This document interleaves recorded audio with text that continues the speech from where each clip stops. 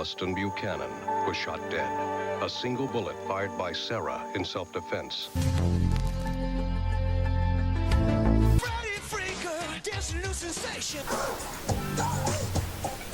Guess what? Kassem G is giving out his personal number. Call me right now and I'll give you my private number. If you call 844-721-CASS right now, you can talk to Kassem and leave him a personal message and give him your personal number as well. Free for the first minute and then free for each additional minute as well. Ask your parents before you call. Call the number, you'll hear a recording, and then you'll hear that, and then I'll give you my personal number, call that, and then we'll wrap. White is for laundry. Is Elvis alive? Judge for yourself by calling the... I called the police, and Following's for adults only. Don't be lonely, why be alone? Cat got your tongue, pick up the phone. Let's play. I'm all alone. Call now, cat got your tongue. Pick up the phone, cat got your tongue. Don't be lonely. Talk live to your special lady tonight. Pick up the phone. Cat got your tongue. Call me now, I've been bad. I'm the next Geraldo. Monday at 3. Hi, I'm a Boglin. Me and my buddies want to be your friend, right, guys? Right. Also, a live performance from one of the hottest groups around, Simply Red. Truth is, I've never made it with a woman. Here's shocking, intriguing, true confessions. Call 844-721-CASS. I accidentally lost my virginity during a rugby game.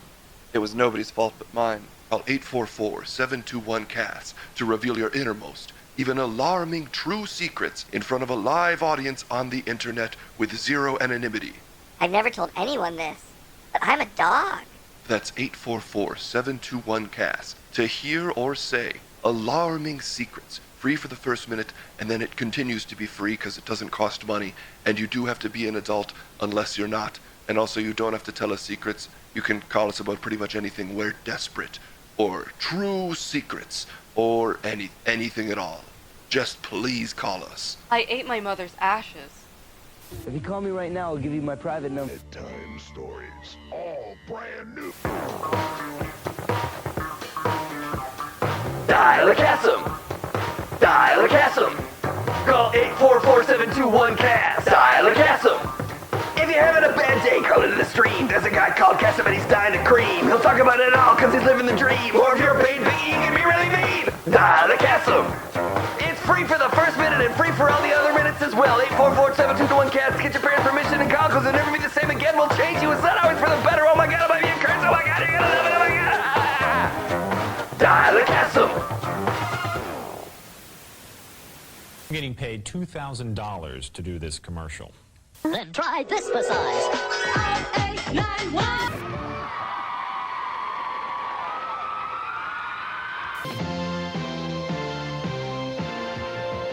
I just won 5,000. Call now, 1-844-721-CASS for a chance to win. You could play Cass, and with Cass, there's a big chance to win. Call 1-844-721-CASS. Are you tired of being sick? Well, what if you win? Tired of your significant other calling you a bitch? When's the last time you cried? I cry all the time. 844-721-CASS. For a chance. For a chance. Spell Cass. That's right. I just won. Grand prize $5,000. Call 844-721-CASS. Average call free per minute, 0. So call your neighbors and share a cup of coffee. It's time to watch the mic. I was in the dark until I called 197. Dial an insult. Think. That's the dumbest. Guess what? Kassem G is giving out his personal number. Call me right now and I'll give you my private number. If you call 844-721-CASS right now, you can talk to Kassem and leave him a personal message and give him your personal number as well. Free for the first minute and then free for each additional minute as well. Ask your parents before you call. Call the number, you'll hear a recording, and then you'll hear that, and then I'll give you my personal number, call that, and then we'll wrap.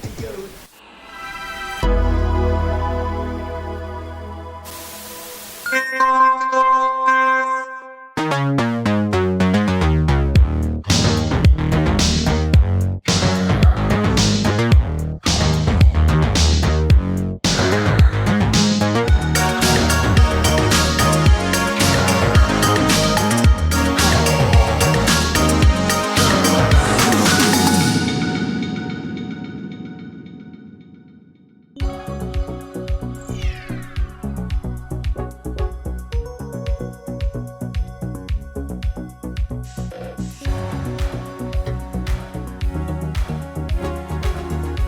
Oh shoot, you guys are missing Kassem. Oh my god. It's zooming in on an empty screen. No! What did I do with him? Give me mere seconds to fix this, almost certainly, right? Oh god. Please. Work. Oh, thank god. That was gonna be there forever. Yeah, don't worry, Kath. Welcome to Call Kassem, live from the darkest, dankest recesses of your local Castronics electronics store. It's Call Kassem. I'm Cass. And that's Case. Yes, Case. I am here as well, I swear. This is our live talk show. Welcome. We talk to you. You call us. We talk to you. And then we get the credit. Yeah. We get the money. Mm-hmm. You do the work. We get the praise, the biddies, the subscriptions. They go to us. Well, Also, mostly me. To be some of it goes upfront, to Case. everything is faked. We want to get that out of the way so we can't get bit on the back end like Mr. Beast. Everything we do totally fake. Case is a contestant, but he's also an employee. Yeah. I just want to put that out there. Could win 5,000, but I am the only one who could. Just so Call you know. now for a chance. The chance is mine, but I'm as good as anybody else. You can have chance as much as any other chance. Just call now. Well, you could all win 844. 5,000. I just am on deck right now. Kassem, should we open the lines? Do the thing where you open the lines. I'd Okay. love to see it, man. I muted gonna the thing officially open. that should make a bunch of weird noises. Oh, fuck. But maybe it'll still do it. Oh, fuck. Wait. Oh, I need a host connection. Okay, so sorry. Yeah, go ahead. I'm going to take a look at all these sweet resubscriptions that have come in. My Ready to God. connect. Click connect to show I now. lied. I didn't mute it. That's cool, man. It shows that we're not faking it. Yeah. And this is real. That was actually Propaganda. parody. Everything is totally That was real. parody. That's right. That's a good point. That's Yeah. parody. Propaganda, thank you for the resub on Prime. 11 months. One more month till we do your VIP salute. Thank you so much. It does feel longer. Tamtran, thank you Ready to also connect. for using Click your Prime. connect to show now. 7 months. You've got 5 months for your VIP salute. We've officially hit a hype train. King of Bacon is in for 20 months. Cass, got your tongue? Call Cass now. He's been naughty. I have been naughty. And you guys need to put me in line. Allied Biscuit, thank you for using your Prime as well. 19 months. Daggett, 22 months. Allied Daggett, God bless you. Trip Shoes, thanks for the follow. Wakas for the 22 months. I think that's as most as you could be subscribed right now. Mm-hmm. Hype Train is at level 2. Staunton, thank you for the 20 months. Gnome Pro, thanks for the shout out. I appreciate it, Gnome Pro. Guys. Cass, there's so much it's been support, a it feels busy like we have no choice but to open the line. Oh my God, the lines are open. 844-721-CASS. Call right now to jam and scam y'all. 844. They're wide open now. I haven't heard the track. I haven't heard the banger song that you made for the open lines call in. Yeah. There's a whole track under here. Is it possible to hear it again? You know what? I'll play it we'll save it as a hook. Mostly because I have to go find it. But yes, I'll go look for it at the end. Fine. Yeah, I don't want to screw you up. We've had a busy week. Case is just in from Comic-Con. There's a lot of news coming out of San Diego Comic-Con. 1 year I have not attended, and I'm better for it. But Case did go. Looks like he got a little bit of sun. He is looking nice and golden brown. Yeah. We got a lot of news, rumor scoops, big time announcements, including the big one regarding RDJ, which I think stands for Ronald David. I don't know. We'll get into that. Ronald And then Donnie we Jr. also- Reagan, I think is what it stands for. That's right, Reagan. And then we also have Mr. Beast news. And you guys know that several episodes of our podcast, I have publicly sucked off Mr. Beast by accepting his candies via Feastables. He's been in the news, and so have a few of the people that he's worked with. Lots of controversy there. Some people are canceling Mr. Beast. We want to know if you guys have thoughts about any of the above. Call us 844-721-CASS. Big shout out to Dank Sauce, who is manning the call screener. So if you guys call in, you're going to be put through Dank Sauce, who's a member of our community, fantastic RPer. He's going to screen the calls, and then he will pop you into the show. And yeah, Case, first of all, how was Comic-Con, buddy? I actually only was there on Sunday. I got in late Saturday night, just in time to see a bunch of Twitter videos of Robert Downey Jr. striking the Jesus pose with the mask off. It was. I walked the floor though. It was fine. There was. I believe Exterminator was there. Ooh. Yeah. Who showed us around the floor along with some other XG4 people. I say I believe, like I didn't run into him.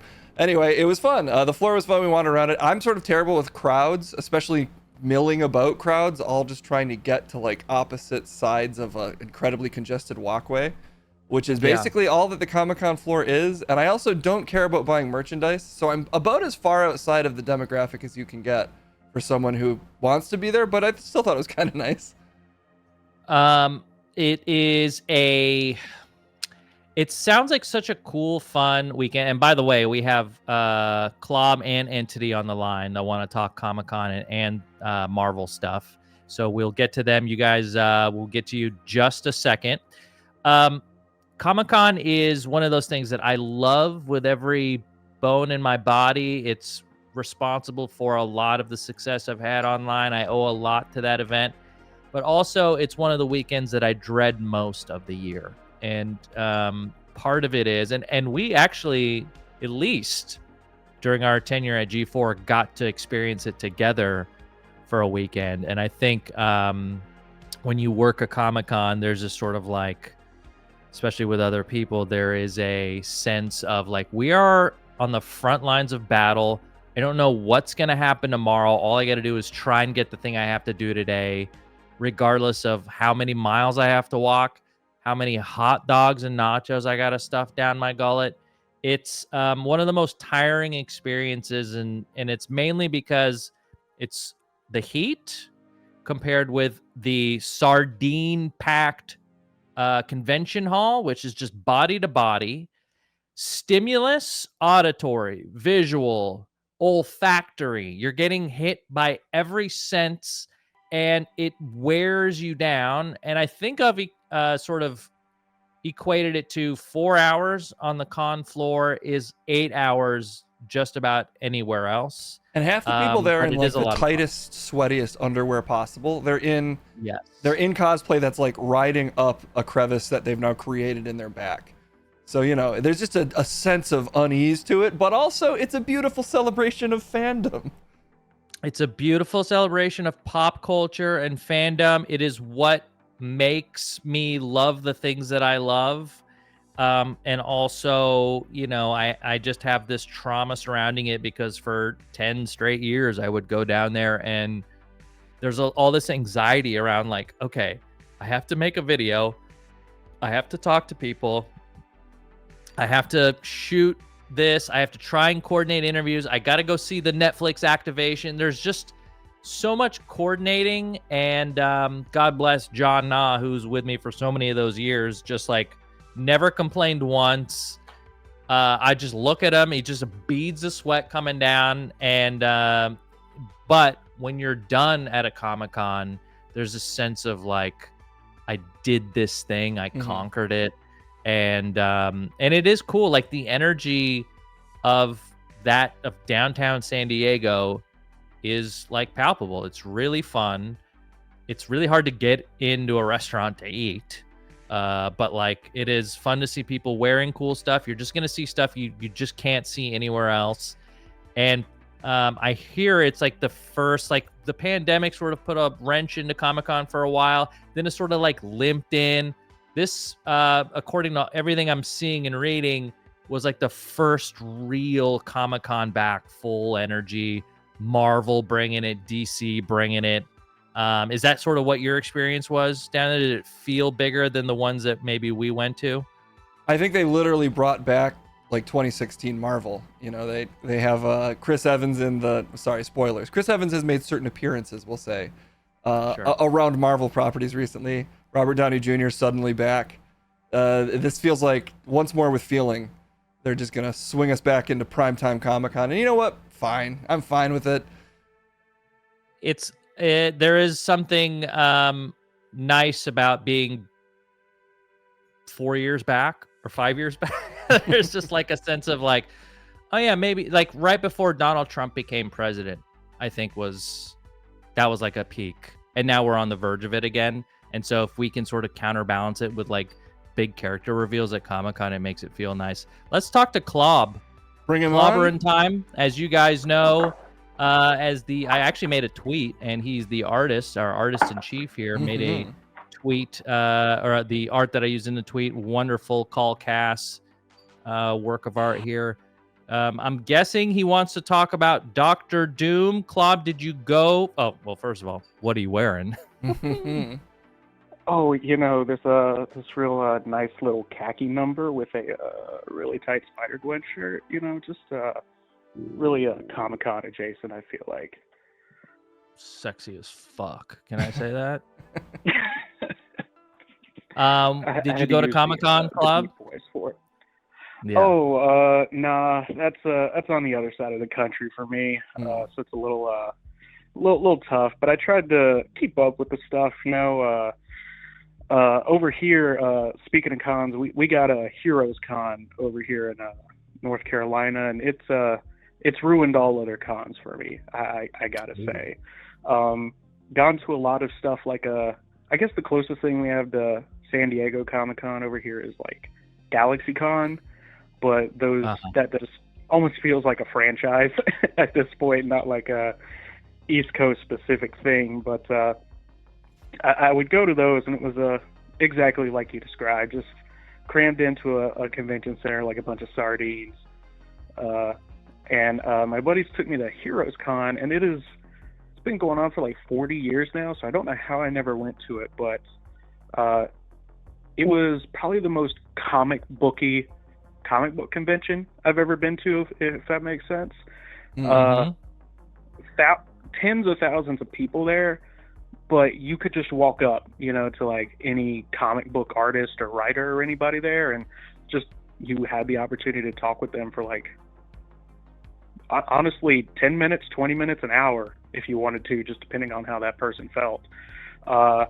You got the big names there, like Daniel Warren Johnson, it's kind of hard to get a hold of, while you're there or something like that. But if you want to talk to Patty Cochran about what it was like to write Nightcrawler in the 70s and 80s for 45 minutes, you could probably do that, which is exactly what I did whenever I went there. Intimate, personal. I love cons like that. And for a comic book head like yourself, I'm guessing the news at a Comic-Con this weekend probably got you feeling a certain way, right? Oh man. I'm a big Dr. Doom head. I love me some Victor Von Doom, and I think my biggest takeaway is just I'm excited that we're gonna get Dr. Doom in a movie after 20 years, I guess. It feels like the Robert Downey Jr. news should overshadow it for me, but I'm just excited to get Victor Von Doom, man. Like that's a great character. At a certain point, I mean, I care who's playing him, but it's not like Robert Downey Jr. is, some schmuck. I think he'll be able to handle it pretty darn well. How do you feel about Robert Downey Jr.? Was he your first pick, or is he? Do you think he'll handle it? I'm team Christoph Waltz. I really wanted him to play Dr. Doom. But I think Robert Downey Jr. is going to do fine. I know the big thing for folks is just like, well, he's already played Tony Stark. I'm only going to be able to see Tony Stark, and I'm like, well, Dr. Doom's not known for showing that pretty face off of his all the time. So I think, there'll probably be some good nuances there. If I had to project and put some trust into these people, he'll probably just have that sweet mask on the whole time. And if he takes it off, his face will be a little fucked up. I think they'll find ways around it to make you not think you're looking at Tony Stark the whole time. Do you think he'll do a crazy accent? Sorry, last question from me. And can you do it for us? God, what you think it'll sound like? Yeah. Oh, you want me to do a voice? You don't have to. I'm just saying you can if you need to. Well, I think you'll do a little bit of we're not gonna Kermit cancel you, test. so go ahead. Oh well, then I definitely won't do the Kermit voice, so I don't get canceled. Oh, Kermit. I don't. He let the very in Kermit. Something a little. I think he'll take a big swing. It's pretty good. That was really good. Yeah, I think he'll take a big swing with it. I will put my money down that the man will fully shave his head for the role, no facial hair. I think they'll cake on a lot of prosthetic if you end up seeing his face. He did look pretty serious about it. He came out with the full T-pose, soaking in the adulation of the crowd. He looked a little manic in my opinion, so maybe he's already in the headspace. Yeah, I think I'm just along for the ride at this point with the MCU. I think what they did from Iron Man to Endgame was perfect. The consistency was honestly top notch, and after that, I don't really care like I did back in the day. I know that might sound sacrilegious if you're a big MCU fan, but after Endgame, I'm just if it's good, it's good. If it's interesting, I'll go see it. But I'm not hung up on casting consistencies or anything like that. I do think if I had to give my one skeptic opinion, which I'm sure everybody is always everybody here is already thinking, Robert Downey Jr.'s casting was probably a little bit of them going yeah, of course he'd be great for the role, and the other little bit of them going hey, don't look over there where those Kang stories are. Don't worry about that anymore. Look who we got. He's back. We got Robert Downey Jr. I do agree. I do agree. think A little bit of this. that. Yeah, totally agree. I think a little bit is let's forget about Kang as quickly as possible. I think I'm right there with you. It's exciting. It is interesting, and I have questions around because I keep seeing conflicting things. Right, I keep seeing, he's for sure playing Victor Von Doom, and then I see people online that are like, no, he's playing the Tony Stark variant who becomes Doom, and I don't know. If I had to guess, I'd say it's probably a Tony Stark variant. It's such a wild casting to me to not be. And then it also opens up the possibility to have another person play Doom potentially as well. I don't know. I think I can see why people are confused and why they have a sort of whiplash around it. Robert Downey Jr. is one of the greatest working actors we have today. So if anyone's going to be able to pull off a convincing villain in the MCU, Robert Downey Jr. is at the top of that list. I do think, dude, Christoph Waltz would have been so fun. Would have been absolutely just so great. He has such a menacing on-screen presence, and I'm holding out hope that maybe we'll get versions of Doom, potentially, and this is a variant. So I don't know. I have no idea. I haven't read any of the variant Doctor Dooms. I know there's a What If, and then there's another one.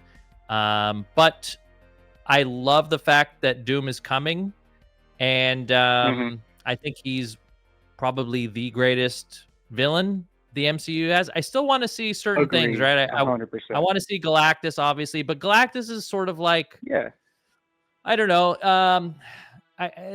He's a lot less threatening to me than Doctor Doom. Like in Secret Wars, Doctor Doom sort of bests Galactus, and there's and Doom is more malicious, he's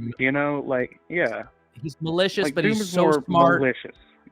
Yes. Galactus is just trying to survive, dude, and he was a dude at one point. So I appreciate your thoughts on it. I'm excited.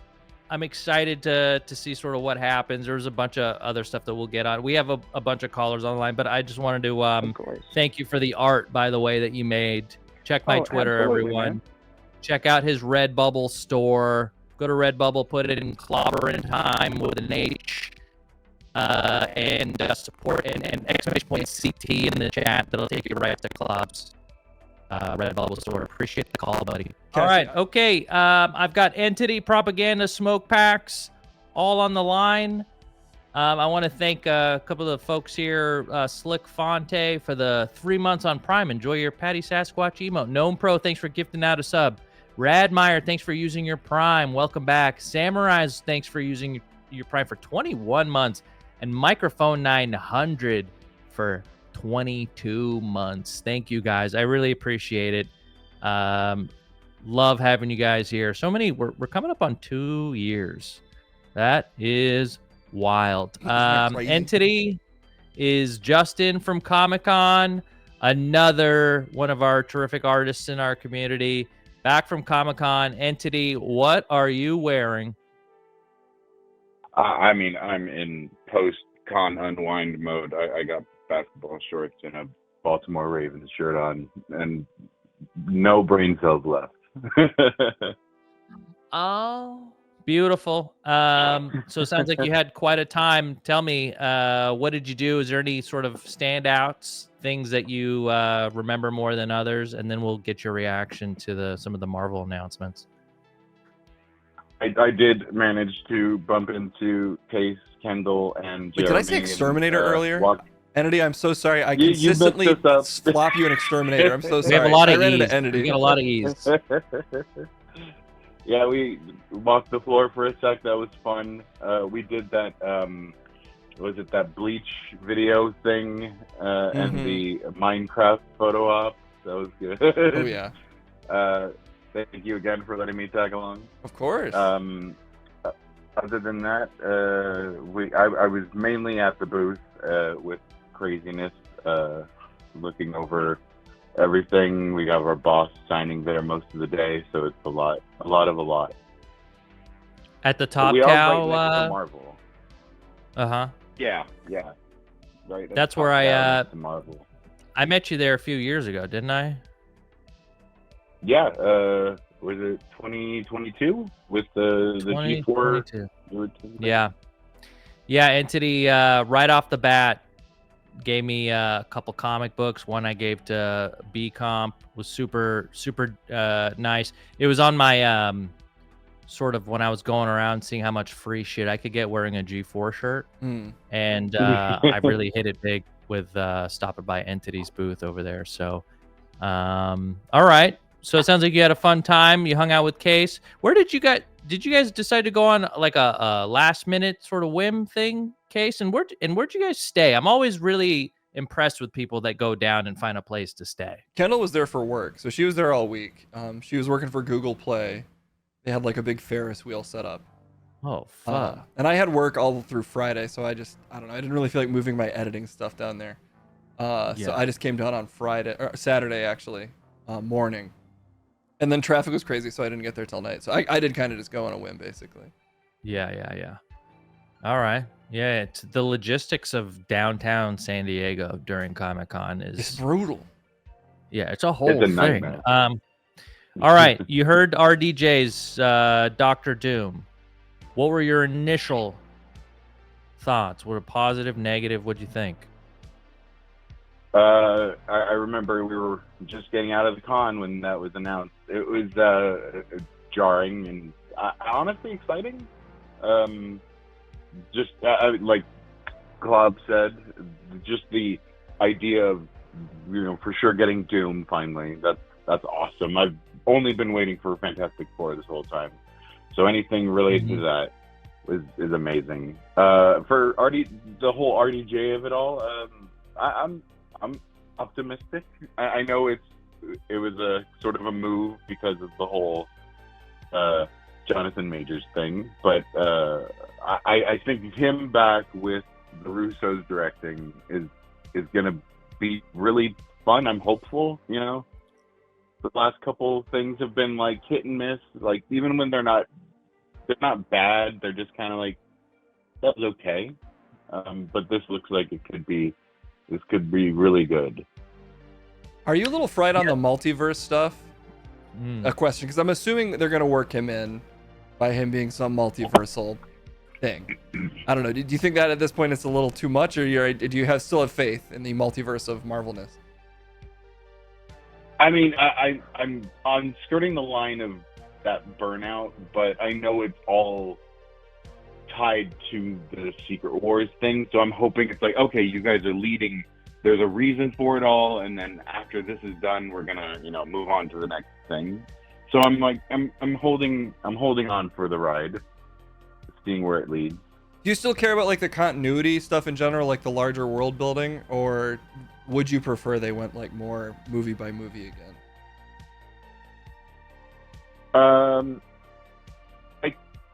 The first, the what did they call it? The Infinity Saga was definitely a lot cleaner, because they were sort of piecing it together, kind of as they went, I guess. But they had like an end goal in mind. This one seems to be the path is a little rockier, and I wish it was a little bit more. They had a clearer picture, or at least we were presented with a clearer picture for sure. I mean, Loki's sitting on a throne or something. What more do we need? He's out there in the spooky verse. I don't know what's going to happen with the Loki of it all, with the Jonathan Majors thing. I mean, I'm sure they'll come up with something, but he was very pivotal in the Loki thing. They had the thread going for the Kang storyline, and I mean, I'm happy to just forget it. I'm just kind of curious where those are going to lead. They're happy for you to forget it too. You mentioned the Russos were coming back to direct. We obviously the last, as far as I know, the last Marvel projects they directed was Endgame, and they did sort of the whole Infinity War saga. Did that excite you, or did you want to see? Did you have any sort of like other directors or folks that you wanted to see attached to that project? I was excited when they announced Destin. He was the first one that they announced as the director, and that would have been really cool. It was a fresh face to it. And he did Shang-Chi, cool. right? Yeah, and I think it would have been cool if maybe they shared the two Avengers movies to cap all this off. But I have nothing but excitement for the Russos doing both of them. Yeah. So I'm personally very excited. They have a lot of experience helming like major, let's just say blue screen movies. I think there's a lot of things that they are going to be able to do on a much quicker timeline or a much cheaper timeline than somebody who's sort of just like having their first go at it. Very excited. I think it was good. Did you have any thoughts around the Fantastic Four? You said you liked Fantastic Four. They did show some teaser, I think it was test footage with Pedro Pascal and some of the cast there, which are, from what I understand, are currently shooting their movie. It's due out next summer. What were your thoughts about the stuff that you saw there? I have not seen any of the test footage, or I don't know if it made it out of the panel or not, but I mean, I would probably it all makes it out of the panel, Club. Come on, dude. I don't even need to see it though. I'm sold. The fact that it's coming out, I like the cast. I mean, yeah, that's all I want. And just as long as Galactus isn't like a puff of cloud, I'm good. Yeah, they from what I understand, it was just a very brief glimpse of Galactus at the end of the thing. It looks fine, looks good. It's supposed to be set in the 60s. The little I know about the Fantastic Four movie is that they're in an alternate fucking multiverse, and they're doing their thing, and it's happening in the 60s. And like I said, when this whole multiverse thing started, it gave Marvel the ability to do kind of whatever they want and always have an excuse. It's kind of lazy, but it's also like this comes from comics, so it's not something they invented to do this. I am excited. I think that cast is stacked, and I'm excited to see sort of more of that going forward. And I think Secret Wars will give them a chance to, right some of the weird things that the bumps that they've hit along the road. Maybe it's like, have some fun with it, and then it sort of have a new reset, Yeah, there's some potential, I think we're going to see, like, if you guys saw Deadpool and Wolverine this weekend and you saw some of the cameos that were in that movie, I think you're going to get that way more in Secret Wars. I'm very interested to see how they do Secret Wars. If the idea of Battle World plays in a movie for that long, you know, how they sort of make the stakes high. Even though it's, you know, the stakes are high, it's just like they're somewhere else. There's not really any human life at risk, even though like part of Battle World is like takes place in Colorado, because like Colorado, like it's just like one of these things. It's been a while since I've read it, but yeah, I'm really interested to see, and I know Feige really wants to hit it out of the park. So okay, wait, before you go, Entity, I forgot to ask this. Yeah. I saw a lot of announced movies, obviously. Quick elevator pitch, 20 seconds for the Marvel movie they didn't announce, the one that you know can work and you desperately want to see. Oh, okay. So the detective, he's down on his luck. His home world, he doesn't know where he's at anymore. He's hit the bottle pretty hard, you know. We've all been there. To find his way home. Yeah. You know, he's trying to help others in a similar situation along the way. And you know, it's a hard crime novel style, pulpy kind of movie, you know. And it's Howard the Duck. You know, he's just trying to make sense of where he is since the Collector took him from wherever he was, you know. He's got severe PTSD. Make him like he's a drug addict, you know. Yeah. We need Paul Thomas Anderson to direct this. It sounds like. I want like a bad lieutenant, but with a duck face. Oh fuck Hell yeah, dude! Yeah. There we go. Great idea. We'll send that over to the guys at the MCU over at Feige's. Thanks, Entity. Thanks for calling, man. Yeah, thank you. Okay, we love you. Bye-bye. Love you too. We love you. We've got Propaganda coming up next. I just want to thank B. Grendel for using his Prime. I appreciate it, man. Welcome back. Happy to have you. I see you guys. We've got 4 callers on the line. What do you say we just get right to the next one, Case? Let's do it. I don't have anything to say. Propaganda, you are live on Call Kassem. Prop, what are you wearing?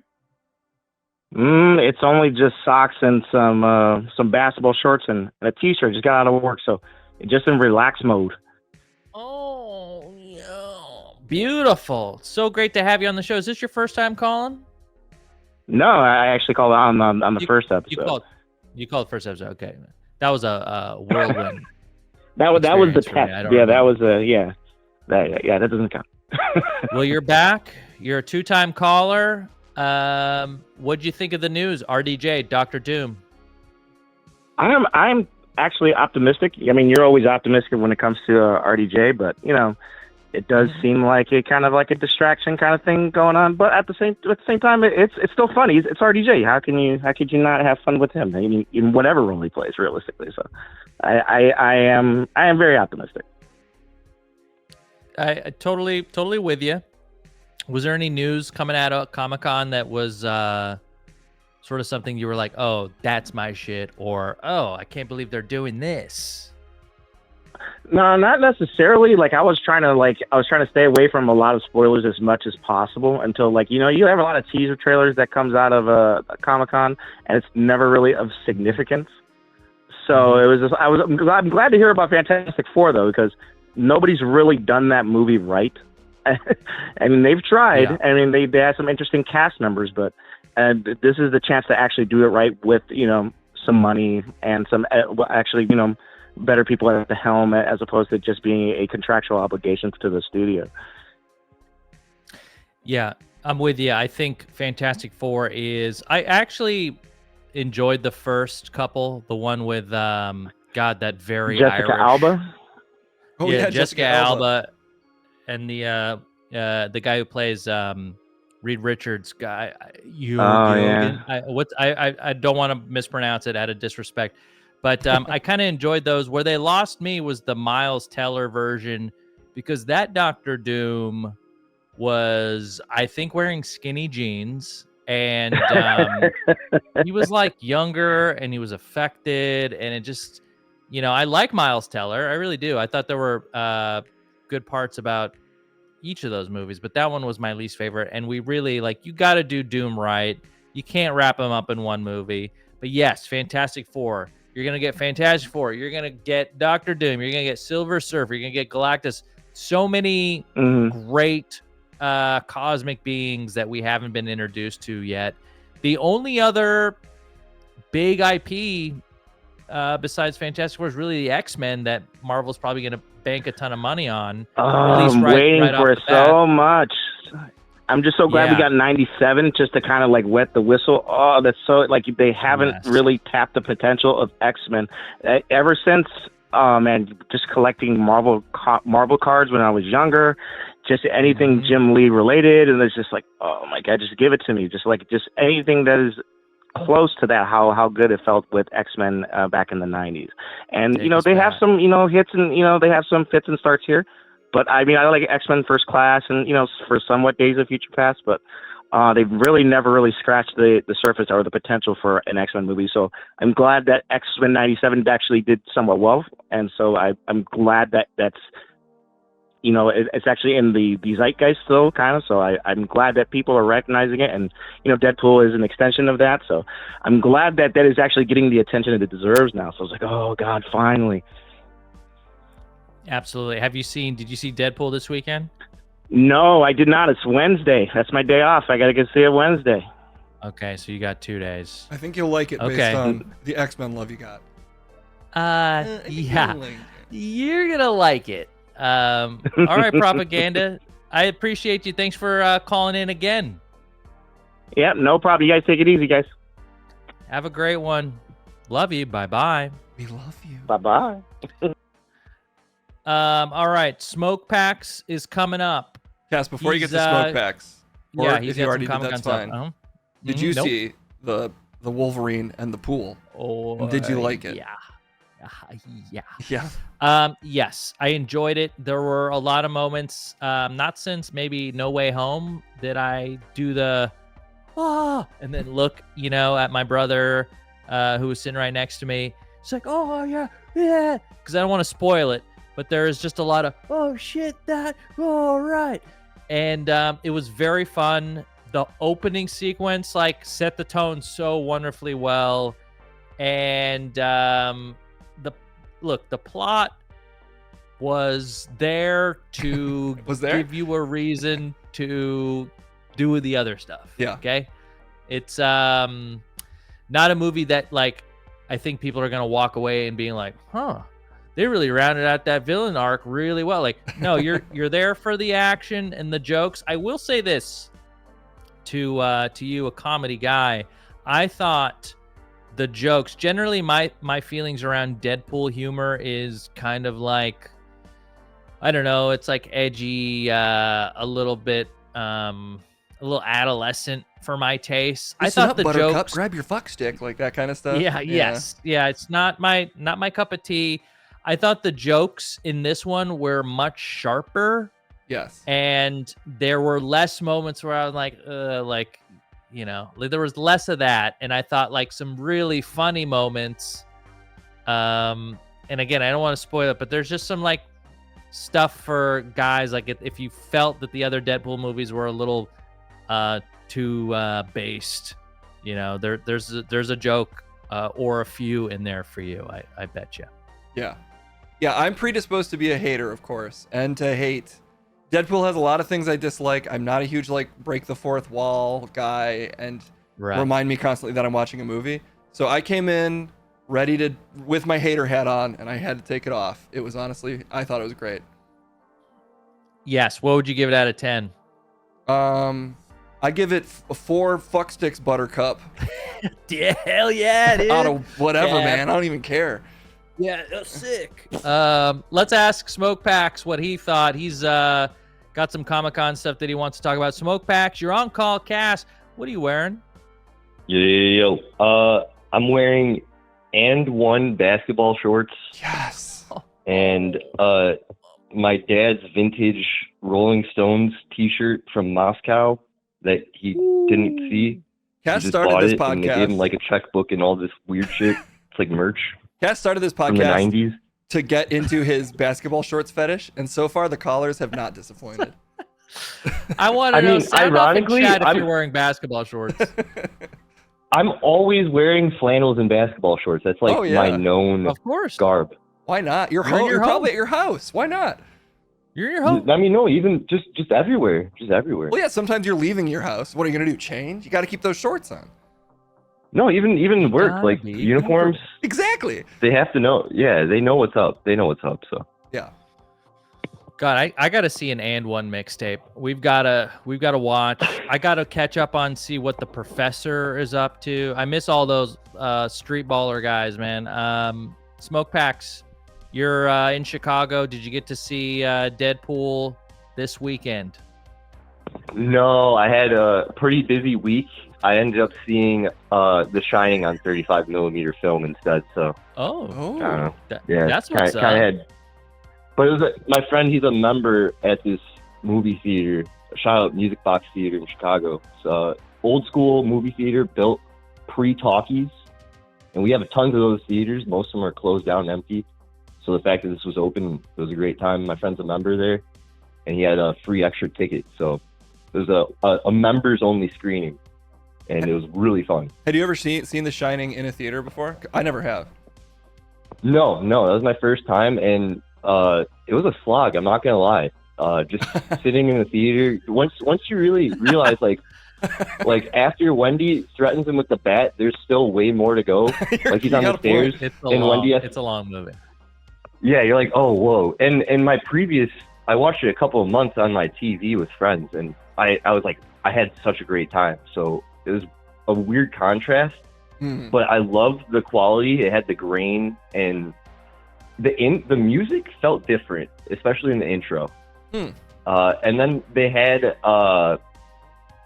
intro thing with like facts and stuff, and like some like documentary film stuff.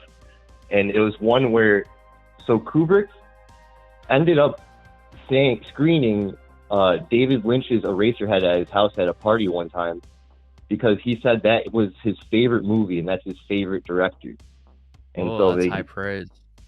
Yeah, and they do a lot of David Lynch films at this theater, so like it was kind of like a little tie-in nod to that, and everyone's like, whoa!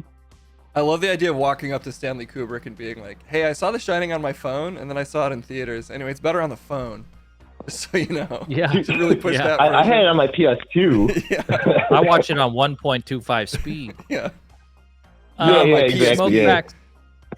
Smoke Packs, did you catch any of the Comic-Con news coming out of San Diego, either Marvel or not? Did anything catch your eye that you saw that was interesting?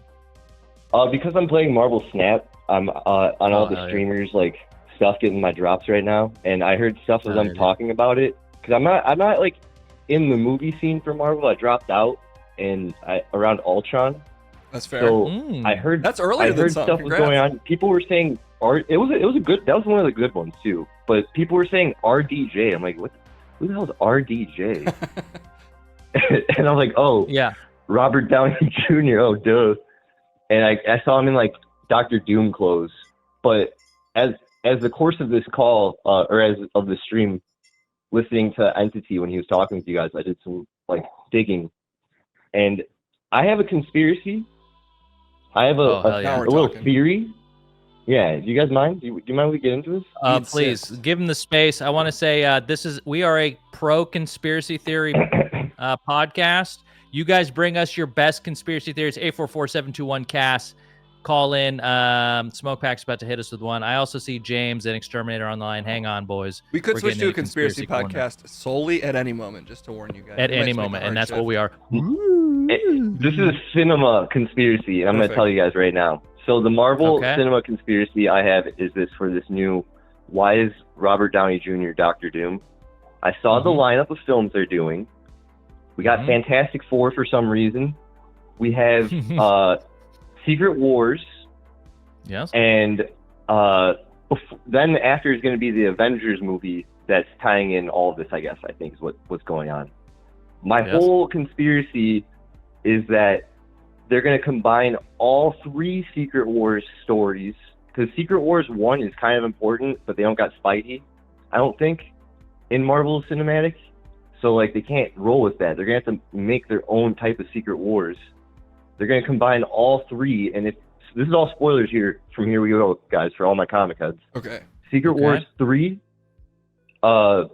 is the whole Marvel cinematic, or the whole Marvel comic universe gets exploded and reset by Doctor Doom. And that's how I think Miles Morales gets brought into from the Ultimate Universe into the Marvel. So I think they're going to do some weird stuff. I'm telling you guys, they're going to do some weird shit where they combine aspects of Secret Wars 1, 2, and 3. Because Iron Man and Doctor Doom get beefed in Secret Wars 1, I'm pretty sure. I got the book, but it's been a minute since I read that. Case, can you pull up I think there was a photo from one of the Hall H where they show the timeline of the next few years of Marvel releases. I think I saw it, but I also don't know if it was real or not. That's an interesting conspiracy.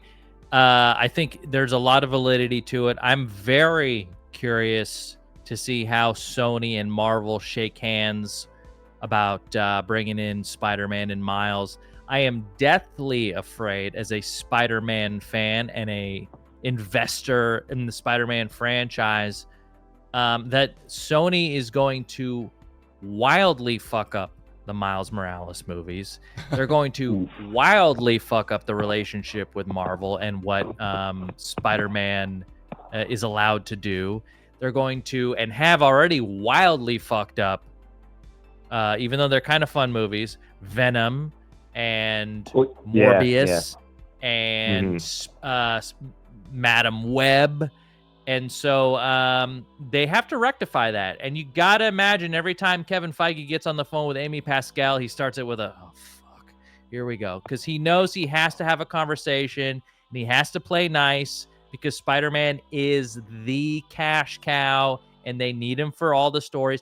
Spider-Man in the comics, at least in the 85 Secret Wars, that's when he gets his symbiote suit. That's where he gets the black suit. It was that's big. That's where Venom. That's where it happens. Huge, right?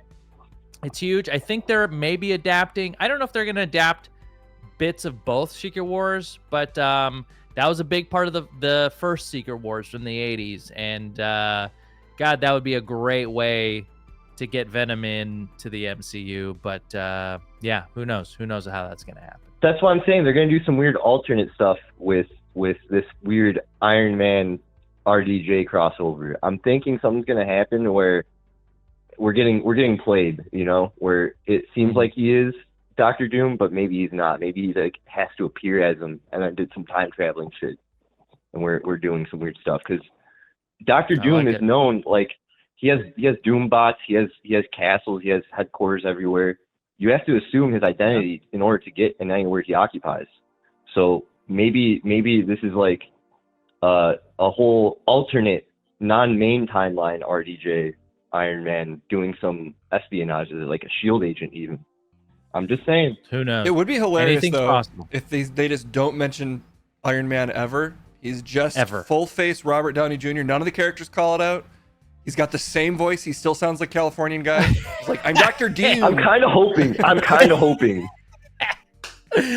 that would be great. I did along that sort of thinking on a more serious note. I was like, if you're Robert Downey Jr., right, and you've been you owe a lot to Marvel, but you're kind of just known as the superhero guy, and you got to do roles like Oppenheimer to get the cred and the respect from your peers.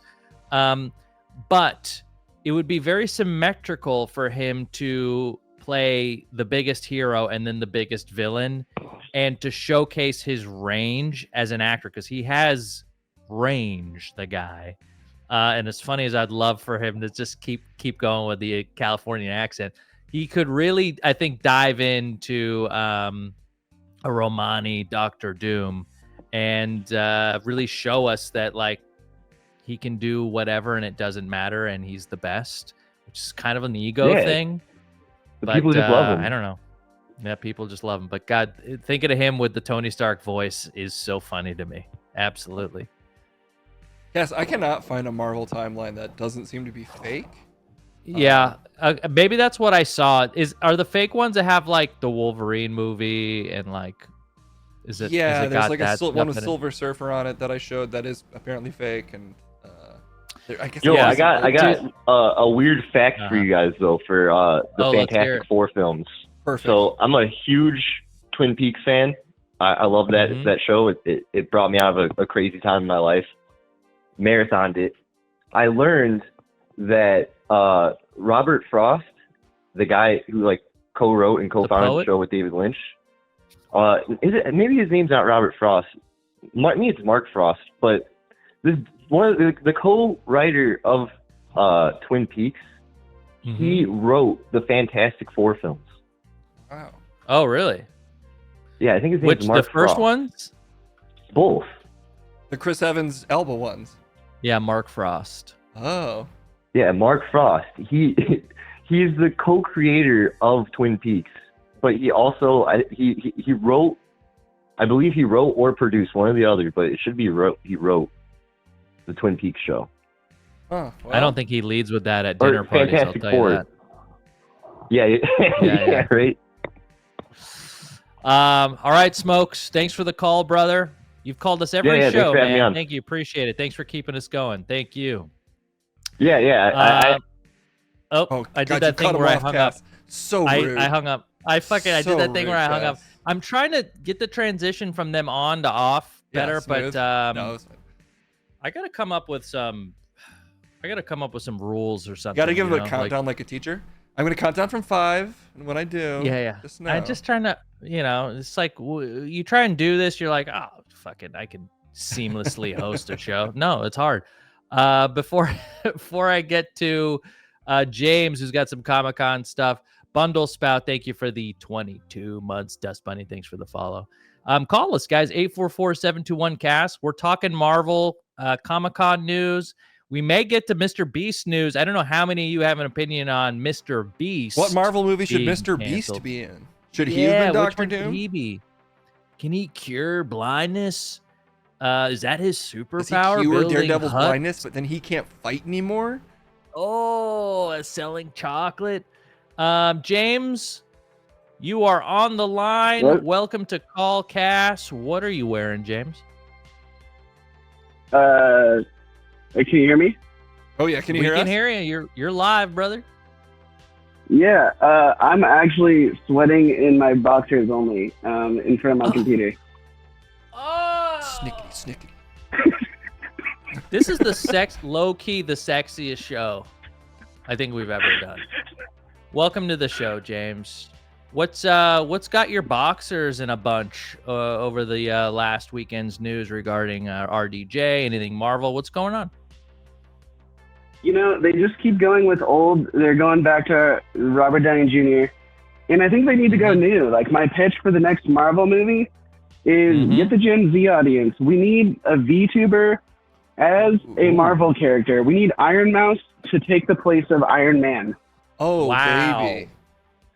Holy, buddy. You're right. We got to get that new blood. We're aging out. This is boomer stuff that we're talking about. You're talking about bringing in the Gen A, the Gen Z. I do think it should still be played by RDJ, but it should be Iron Mouse. Just RDJ in like a bright pink sort of getup is what I'm RDJ my counter voicing the Twitch channel. I do think he can do that. Yeah. I am Iron Mouse. Incredible. I think that's a great idea. And it'd be fun to sort of see if like our friends like Code Miko enters the universe. You know what I mean? There's got to be, I always thought Penny Parker was kind of like she's the closest thing I can think of like a VTuber, she's kind of controlling her little thing.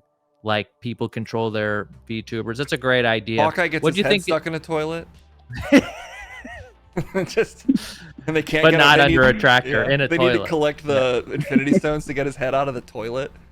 Yeah. But he learns to love it. They never say that's great. skibbity, but they just kind of use they just lovingly borrow the imagery. That'd be so great. Skibbity. Yeah, and I think they can really flesh that out into a whole cinematic universe. Absolutely. James, did you That's have fantastic. anyone other than Iron Mouse? Assuming you have to have a Doctor Doom and you can't have a VTuber, which is a better idea. Did you have anybody that you want, either a villain you wanted to see or a different actor? Just literally anyone new. Okay. Okay, so you're in the negative. You think this is not good news, Camp? Yeah, 100%. Wow. Yeah. All right. There are folks out there like you that are all over Twitter. They're upset, and I get it. Doom's a big one. I'm on your side, James. I'm down to just dislike it on its face. I really dislike fucking fuck them, dude. Fuck Marvel. Yeah. We can turn this into a Marvel hate party. What if I told you this, James? I don't know if this is true. What if it was just a variant and it was a Tony Stark variant that became Doctor Doom, and then we still get a regular Doom in the future? Does that make it better, or do you think that's just a lot of bullshit on top of bullshit? Yeah, you're leaning very. I mean, it's already very close with the multiverse to like a fuck shit stack, if you will. Yeah. Yeah. A real fuck stick, Buttercup, you might say. Yes. Did you see Deadpool, James? I have not yet. I had a local screening of Star Wars and my first viewing of The Matrix, so I didn't quite get out there for it. Your first viewing of The Matrix? Theater. Yeah. First and a half. On Wednesday, I went to it, and that was supposed to be my first time, and then we had a massive storm and power outage during the movie.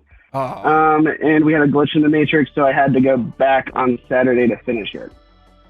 Fucking Andrew Tate back there smoking a cigar, breaking That's the projector, glitching that Matrix out. Wow.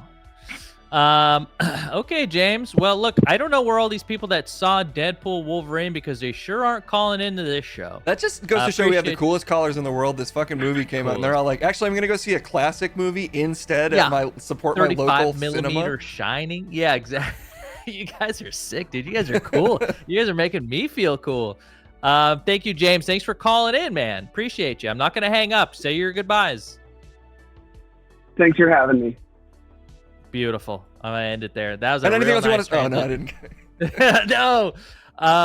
I've got Exterminator, and then I also have our call screener Dank Sauce, who saw Twisters over the weekend, another non-Deadpool movie. Haven't seen that Did one. I give you my Twisters review? No, but I don't get the thing about the kiss I keep seeing because I have no context. So maybe you can explain that to me. Is there a kiss? Shit. I'm trying to remember. Was there a kiss in Twisters?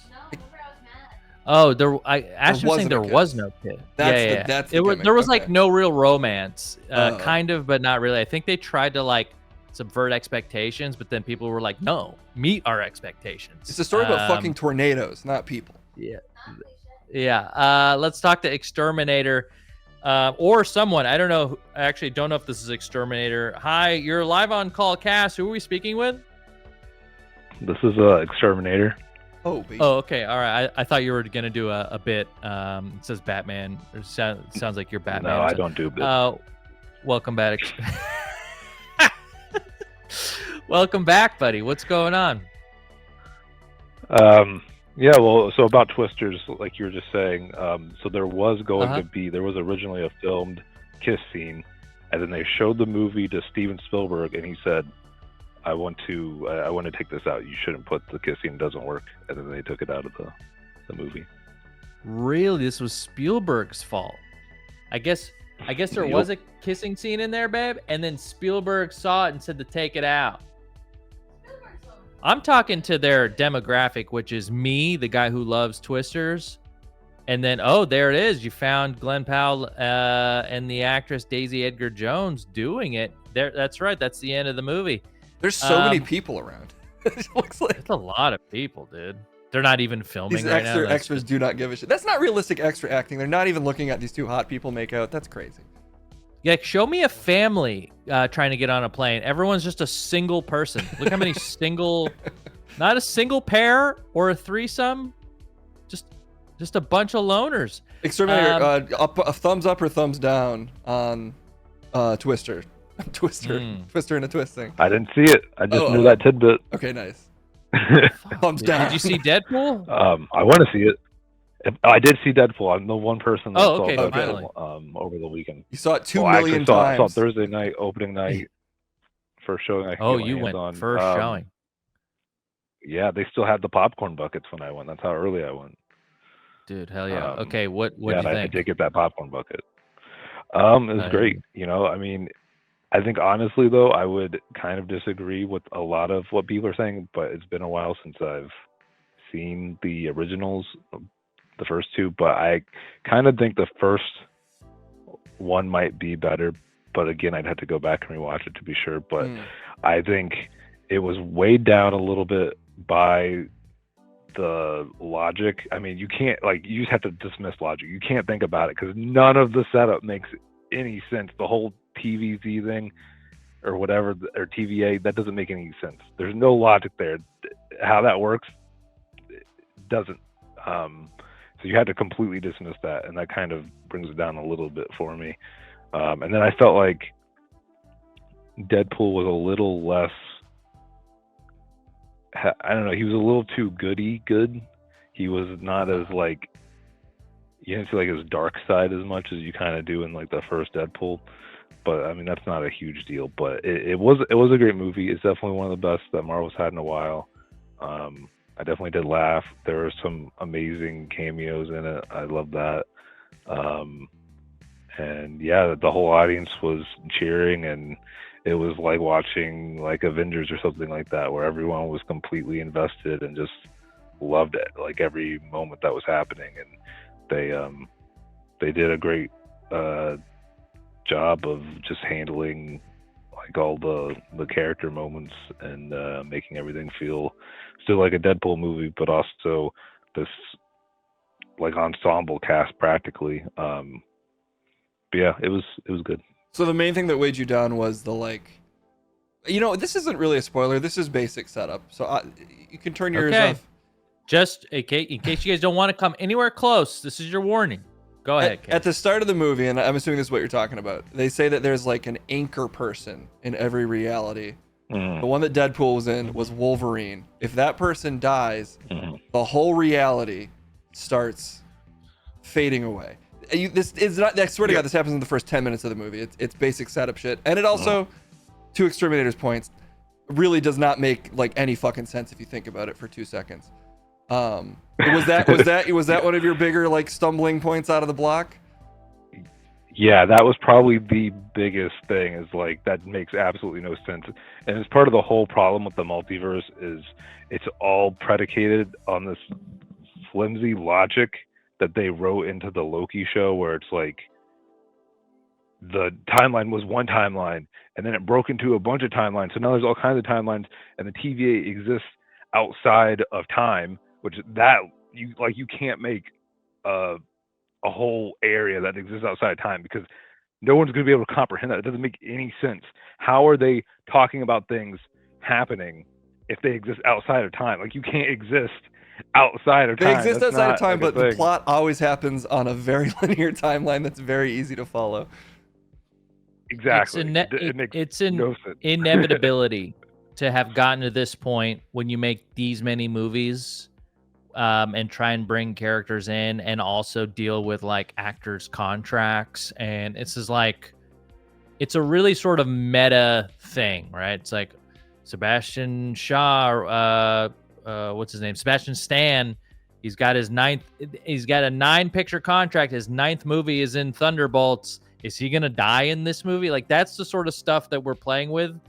And I do give Marvel an out because the comics kind of did this too. But I can't blame them for needing real estate to write more story. I will blame them for writing stuff that's just kind of lazy and not interesting. If you're going to make anything up, there are other things you could make up for why he's got to team up with Wolverine. Totally. I think I was just about to say the TVA thing, it was very unimpactful. I thought having what's his name from Succession in there, kind of a waste of a character. I thought he's so fun and such a great actor. I would have loved to see him in a juicier role. It felt like he could come back in another movie, but his role was sort of wasted in the 6 minutes on screen we had him in this. Other than that, I think this movie was mainly to get people to go, oh fuck, look, that's the dude. Yeah, exactly. That is what that movie's for, and it delivered.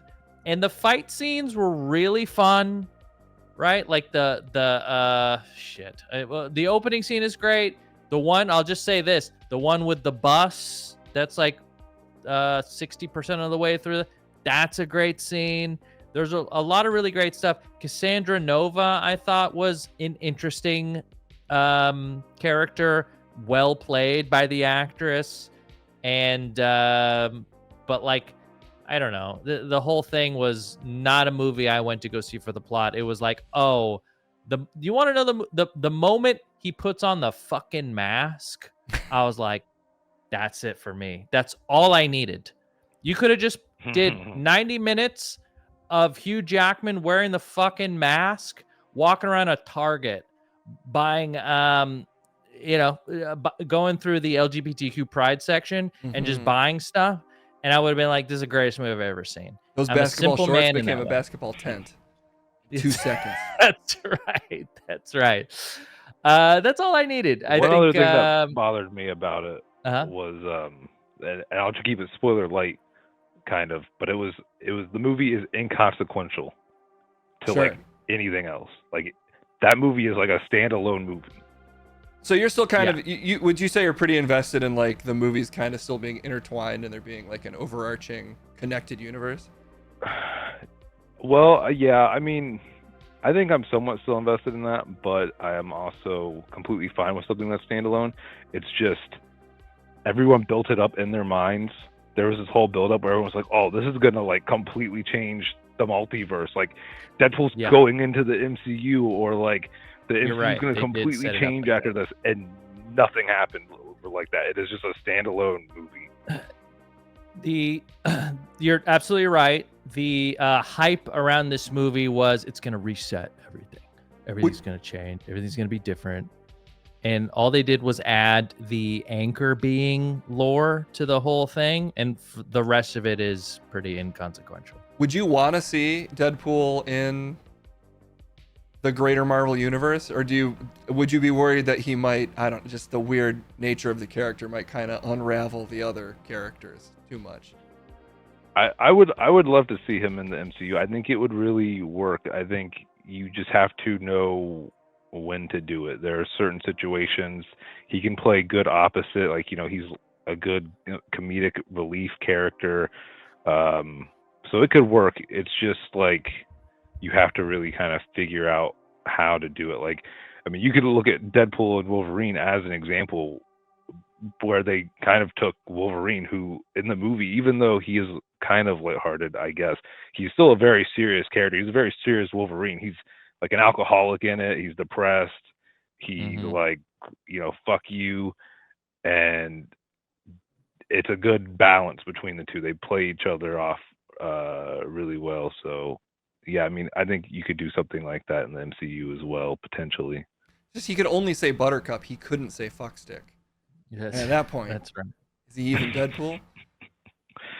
Yeah, that is the problem. Is like if you're gonna put him in Avengers, then you're gonna have to censor him. But then you just give him that fourth wall break where he says, "Oh, I'm in a PG-13 movie," and you give him like a beep. That's like right. An actual like beep. Yeah. You like.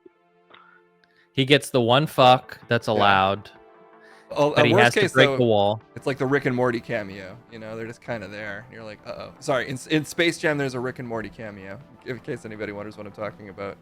And the characters, it is kind of like, what? Why are they? The LeBron James Space Jam? There's a Rick and Morty cameo? Rick and Morty cameo, briefly. Holy shit. And they're like, oh, geez, Rick. Space Jam, Rick. Oh, no. I had no idea. I did want to...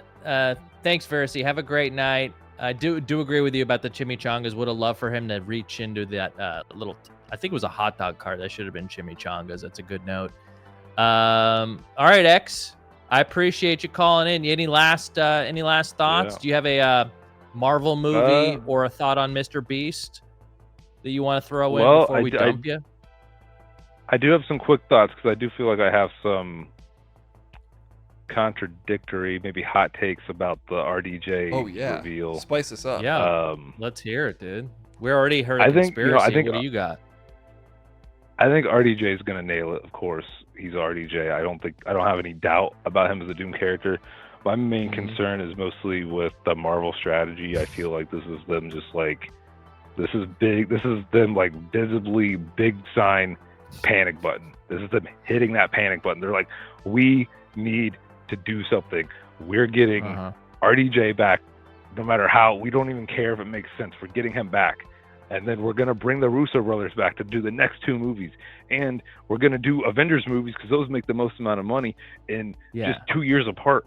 And we're just going to throw Doomsday in there with little build-up and make him like that. They already kind of did that with Ultron. And like that doesn't work when you don't build the character up, when you don't like give them that much of a lead up. That's why like Endgame and stuff works so well. And I feel like you're gonna sell the Doom character short by kind of rushing that plot. It's the problem they had with Justice League. Where none of those characters really, besides Superman, Batman, had their own movies, and we were sort of. That's what I was thinking of too. Exactly. Like I think Marvel's smart in this case. I think they know. I think we're gonna see Doom. We might see a little Doom in Fantastic Four potentially next year, and I feel like Galactus will definitely be, probably the big bad in that. But I would be, if we didn't at least get a Doctor Doom post-credit scene, I'd be surprised. They know the formula. I do agree with you. This was them saying like, all the stuff that you guys love, we're still doing it. Please don't go away. It did feel a little bit like that, but like. I'm a simple man. That's all I really need to be happy. I think they have real competition in DC with James Gunn at the helm over there. I think they have to. They can't just be the only game in town and watch Warner Brothers and DC fuck themselves up. I think James Gunn knows what he's doing, and so if they miss with Fantastic Four and they miss with X-Men, that's it, dude. That's going to be it until they reboot it 10 years later. So it's a good point. I like it. The other thing is that I think personally, even though I wasn't that invested into the Kang thing, I don't think you can just leave that there. You can't just let that be like, just forget about it. We're not even going to mention it. There has to be something. I know they're gonna. I feel like they're just going to do that, but it's like, you can't have like a post-credit scene where you show like every single Kang variant and then you just never bring it up again. They should just have him be Mads Mikkelsen in the next one, but not really explain it. He's Colin Farrell, and then suddenly he's Mads Mikkelsen. Perfect. I would be more okay with that than them just never bring it up again. I just want to see them. I think what Jonathan Majors did was terrible or wrong. I think he's a piece of shit, but I think he should just keep going. He's a villain. He's a villain, dude. You gotta live the gimmick like it's 70s wrestling territory. Come on. I feel like he's a little bit unhinged, and quite frankly, makes that character a little more interesting to me. He's just a modern day Daniel Day-Lewis. He was just exactly. Completely in the role. Exterminator, thank you for the call. As usual, I appreciate you. Yep. Thank you so much for your thoughts. I'm gonna hang up now. Goodbye. Oh, wait. Okay. I'm just kidding. Bye. I got King of Bacon on, and then I'm gonna talk to Dank Sauce about Twisters. Thank you, Sir Matt, for the follow. Appreciate you guys. It's been a good app, man. If you've seen Deadpool or have thoughts around the RDJ announcement from Comic-Con this weekend, call us 844-721-CASS. You can talk to Cass in Case, which is just a variant of Cass. King of Bacon. A Snapchat filter of Kassem, actually. He's King of Bacon saw Deadpool. Thumbnail maker extraordinaire. King of Bacon, what are you wearing? Only basketball shorts. Ooh, the ultimate outfit. Thank you so much. I stay pure. What's up, King? How goes it, brother? What was your thoughts on Deadpool? Well, I have a confession, if you indulge me. I watched Deadpool and Wolverine on TikTok Live. What the fuck? What do you mean? You watched somebody watch Deadpool Wolverine? It was just them videotaping the illegally the screen. Okay. And do you feel like you still got it, more or less? I think I saved my money's worth. Oh my God, that is the cheapest thing I've ever heard, dude. That's unreal. You took two thumbnails from me, so now I'm on the. I did. That's how I only Ryan paid him Reynolds $10 envisioned a this. thumbnail. Back when he was Yeah. just a struggling two guys and a girl pizza actor, he dreamed of you Yeah. someday watching his third Deadpool movie on TikTok Live. That's so funny. Was it at least like locked off, or was he holding it and was it kind of swaying left to right? Look, I'm gonna be honest. I don't know what kind of setup this guy had, but it definitely. I think he had a tripod.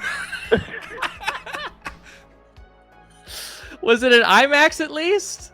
Oh yeah, that'll help. No. No. He's recording a different guy's live recording, just double the phone. It would just be sad if it was one of the smaller theaters in a theater. Quick question. And then it was, yeah. How is his breathing? It wasn't because even that like could be good a real. seats. That could it really wasn't ruin even like it. the reclining seats or anything. Oh, okay. Was the breathing like? Could you hear it, or was there enough distance? Like, it was. I mean, if you would take Tony Soprano and put him in a movie theater by himself, yeah, that's probably as heavy as it got. So he had like a Chicago beef sandwich kind of breath to him. All right. I think Oh, that might add. He was depending. snacking down on a foot longer. That's a more authentic experience in a way. You're experiencing the fandom vicariously through a secondary party. I think it's beautiful. Of course. Did the guy after like turn to the camera and be like, "Well, that was pretty cool. Here's my full like, address." Was there an ending? There was, yeah. It was like there wasn't even the post credit scene. It was just a lot of shuffling and him going, "Ugh," and then it ended. He didn't stay for the post credit. No. Oh. I thought one of the better can I ask- post-credit scenes, actually. But no spoilers. But I thought it was actually the kind of thing I usually hate, and once again, I liked it. It was a I'm sorry, nice way I to still have more put the questions. bow on the whole package. How many people were watching this live, and what time was this live happening? Oh, this was happening probably around the same time as like right now. I think this is like my yesterday night. And it was, I want to say it had like at least 100 people watching. Nice. Oh my god! I like to imagine At least at 100. Comic-Con they screened it, and I hope it was just that guy immediately like pulls up the tripod. He took that footage and then played it on a phone. There has to be some sort of on Deadpool a big screen. Yeah. Well, that's are you gonna see it in regular theaters, or have you had your fill? Why would he? Yeah, I'll be seeing it in theaters. I want to at least give it the proper Pay it treatment back. that it Now that you got your sneak corporations deserve, I guess. So Yeah. take That's that, so funny. anti-piracy people. It was like a 2-hour ad for the 2-hour movie. Yeah, And now now King he's of gonna Bacon's go- gonna see it. Mm-hmm. Yeah, it's really smart business. I wouldn't be surprised if Ryan Reynolds was behind this marketing. Well, it's like I like the first one. It will always be my favorite. I always kind of liked the first one over the second one, and then after seeing this one, I think I would have to rank them: Deadpool 1, Deadpool 3, and then Deadpool 2 as my own list here. I just thought it was a good movie. I really didn't have too many critiques about it, just other than, oh, it's a Deadpool movie, but Disney made it. It's really sharp, but what else are you going to do about it, you know? Would you say the cinematography though was like kind of blurry and low bit rate? Would you list that as one of the sort of downsides overall? Hard to hear. Yeah, quality was shit. Echoey as fuck. Very weird. Yeah. Very weird. And it was like the 3D without the 3D glasses. It was just all sorts of. I think it's a real sign of being a true fan though if you're willing to sit through like a 2-hour live recording that has like Indian vitamin water ads every 2 minutes. And I have done that for various movies that I had no desire to pay for. That's good. That's my favorite watch story so far tonight. King, thanks for calling in, buddy. No problem, man. All right. Thanks to everyone who's called in so far. Before before we call it a pod, I did want to talk to Dank Sauce about his Twisters experience, because that's also a movie I saw. I know it's not the hot movie, but this movie did really well, and it blew people's expectations out of the water. It did like an $80+ million opening weekend. I think it was tracking for like a $40-50 million opening. Blew people's expectations. I think it's because they had a hurricane cameo and an earthquake cameo. I was like, oh, they're bringing out all of them. Whoa, the weather system. Oh my god, a flood? What the fuck? It's a shared universe. Hey, Dank, are you on?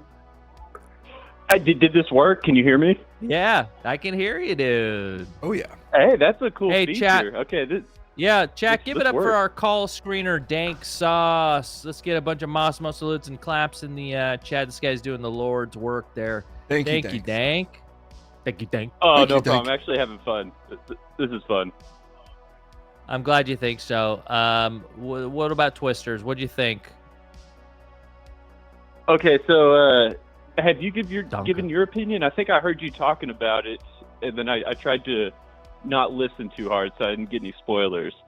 Sure. Kassem said he's tired of woke tornadoes. Was his main opinion. Getting in there, they don't know what kind of tornado they want to be. Them tornadoes just coming in, cruising in, telling us what to do, what to listen to, who to vote for. Go ahead. Okay, well, I'm a big fan of the original. I love Twister. Love it. Like Jurassic Park was my favorite movie growing up, and then Twisters was up there.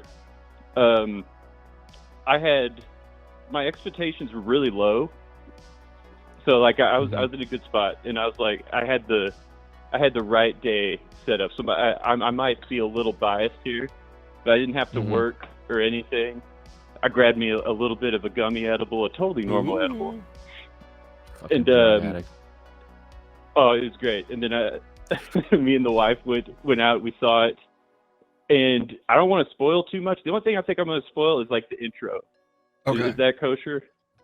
Haters, if you love intros, fucking you gotta go now. If you guys listen, there's a little bit of a warning here. It's not a super spoiler, but if you've watched the original Twister, that's a clue into it as well. Okay, go ahead.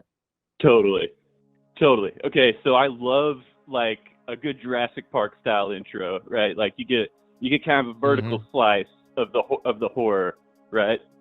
And so the intro to Twisters was kind of dragging on for a second, and I was kind of scared. And they were introducing the crew, and I was like, I don't really love these characters. I don't really love these characters. There's a group of young people, and then I could tell that there's one kind of hippie one, and I was like, oh no, is this the new Philip Seymour Hoffman character?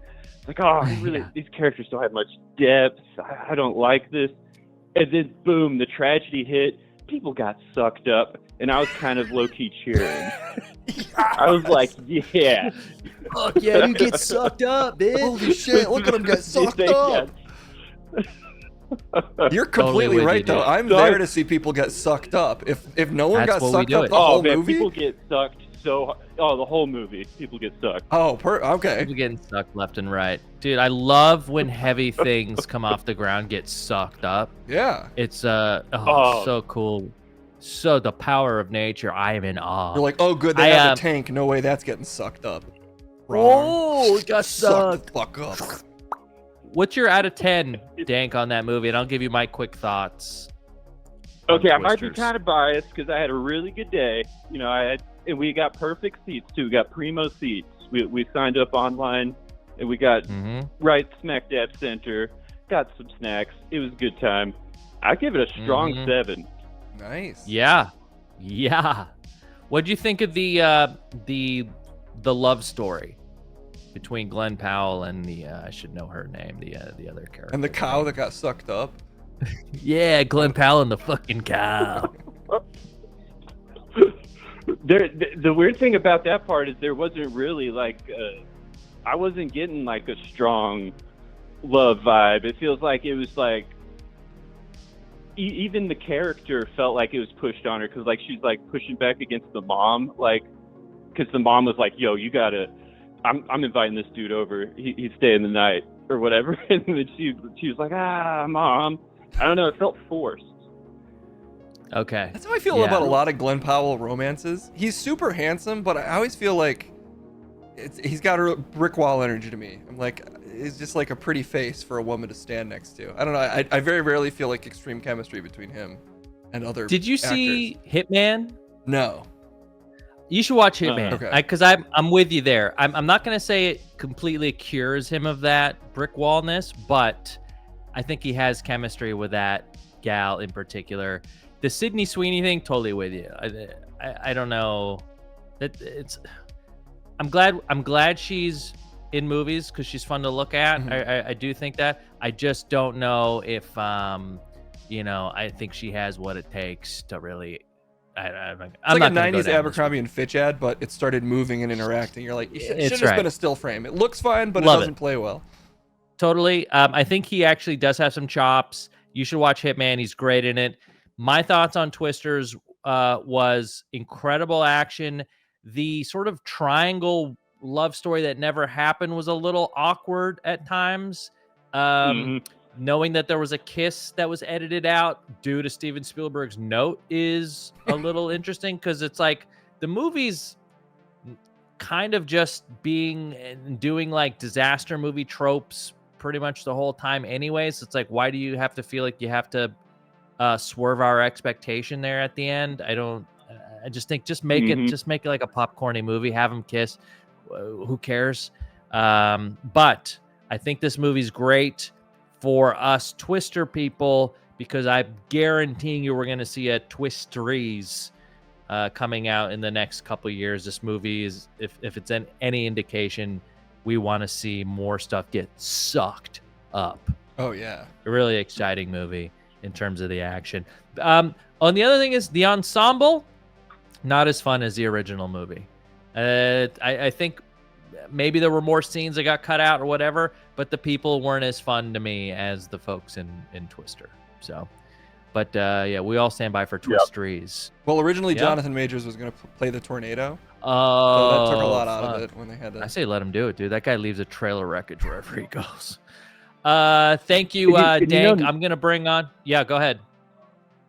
Oh well, that little tidbit about the kiss scene being deleted, to me that kind of explains a lot because that's kind of what the love triangle felt like. It felt like 2/4 of the way through the movie, like there was a miscommunication on the direction there. They're like, do we want to have a love thing go on? I don't know. Maybe let's just give like some clues. Maybe it'll happen. But that little tidbit that makes sense now. But there's plenty of suck zone. So 7 out of 10. Plenty of suck zone. There's plenty of suck zone. Thanks, Stank. Appreciate you. For sure. All right. Suborbital going to call in. Give us a little bit more info about some this week's Kamala stuff. He's sort of our political pundit here. Oh, yeah. In the Kareem team. I'm going to bring him in. He's definitely using a VPN because it says he's calling in from Thailand. Ipusk, thank you for 12 months. I'm going to give you, I'm sorry, it's 12 consecutive. I was going to give you the VIP trumpet. No need. You're at 19 months, and you hit me with the Dank emotes. That's incredible. Thanks for being a subscriber to Dank and to me for 19. I can't believe it's been 19 months. Did we start doing RP 19 months ago? That's crazy. Welcome back. Appreciate it. Let's bring on Sub. Let's end this pod with some politics. I'm sure people love it. Yeah. They want to talk it all the time. I appreciate everyone that called in and gave us your thoughts on Marvel. Oh shit, he fucking hung up. He fucking hung up, dude. He's like, hung up. I wanted to talk about Marvel. Fuck, I'm not doing this. Sub, what the hell, dude? I still see him, actually. I see him, Cass. Do you? Yeah, bring him on. Never mind, he's not now. on my screen. He's gone now. Oh, he's fucking gone. All right, whatever. I'm gonna give him 1 minute while we do our closing announcements. If he hops on, he hops on. Are you streaming this week? I'll be back on tomorrow. Probably sometime around 1 or 2. I have a call I have to do, but I'll be on after that. Okay. I'll be doing my thing. Great. Yep. I'll be on probably an hour or 2 after that, probably around 3. And yeah, we appreciate you guys tuning in. We do have a Patreon episode on Wednesday where we'll probably I'll talk about all the Mr. B stuff we didn't get to today. But that sort of thing is still like every day it seems to be getting worse for our boy Mr. B. So tune into our Patreon, !Patreon. Join us there, and catch a podcast with us every Wednesday night. And we also do watch-alongs and movie nights and stuff like that. So he gets worse with the videos. Honestly, they just get better and better. Like, you know, I just love the content. Always. Dude, so good, man. I think he's back. Is that him? I think that's the screener. Oh, no, that's... Okay, all right. Yeah, that's dank. Yeah, fuck him, dude. Sub. Fuck you. Sub you. Thanks for ruining Call Cast tonight. I do want to thank all the resubs. Can we get a shout out here from my brother, Case Blackwell, who works so hard to get all these graphics and does all the technical back-end stuff here? Please follow Case Blackwell. Watch his streams. Support the man. I can't do this without him. And he'll be on tomorrow in the afternoon. So go show your love and your support. And watch him do the news, man. Yeah, watch me news. Watch him news. And as we end the show, we're back at the inventory, the warehouse section of your local Castronics. It's been so fun doing Call Cast with you today, Case, right next to you on this shelf. I had a blast. So good. We're going to be here next Monday. And, you know, I'm looking forward to getting a guest on one of these days. Let's do it. Yeah. Maybe next week's the week. A lot of people are saying no Fiona, no watch. Maybe we should do the very rare thing and have Fiona be the first guest instead of the 50th. Or, dude, 50th. Where there's one of two options. We got to give her the opportunity to be our first guest, even though she is loving her life right now. Yeah. Off stream, she is having She's such like a blast. divorcee that found the perfect beach. She's just on it. Yeah, absolutely. She's dating the Pilates instructor that she met on retreat. Oh, there he is. Oh, we got him. Okay, let's bring on Suborbital for 1 minute here before we end it, because I do want to hear what's going on with the Kamala, with all the Deadpool, all the Marvel stuff this weekend. I really haven't checked in. Damn, that VPN dropped him again. Oh, he dropped it. That Thailand it's the VPN. connection. He's gone. I can't keep. It's like a yo-yo. He's playing with my heart. All right, Stub, get us next week, and you know, we'll make sure that we get to you sooner. I kind of had you on the line there for a while, so I'll take some of the blame there. Thank you guys in the chat. Thank you, Tasty, for recording it. It'll be on the YouTube channel. I'll also post it for our Patreon subscribers to go up before it hits YouTube. And, oh, there he is. He's calling in again. Oh, my God. We got him? Okay, I'm going to bring him in. Music. Okay, yeah, play him off. Suborbital, you are on the line. Are you there? Oh, no. I don't see that you're talking to him. Well, I'm going to hit it on my end, Cass, just to see if it does anything. Yeah, try it. Sub, can you hear us all the way from Thailand? Oh God! All right, I'm not. He's playing with me now. I'm gonna drop him, and we'll get him on the next try. I'm sure he's having some crazy technical problem. So sorry, Sub. We know it. You're not trying to ruin the show. Or if you are, you succeeded. This is the last one now. You fucking blew it for all of us.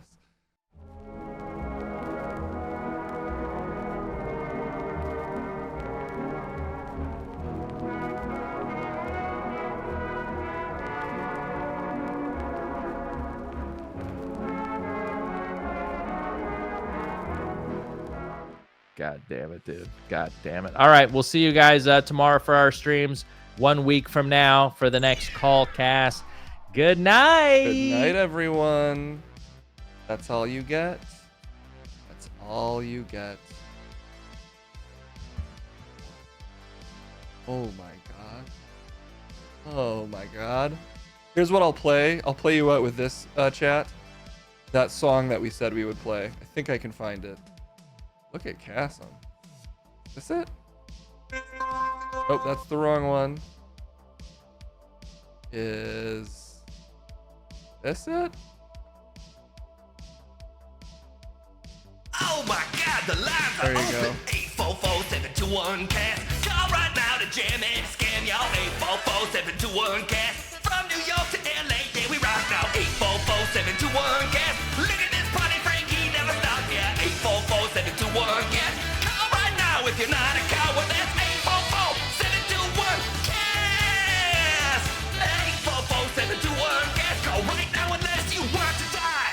There you go. That's incredible.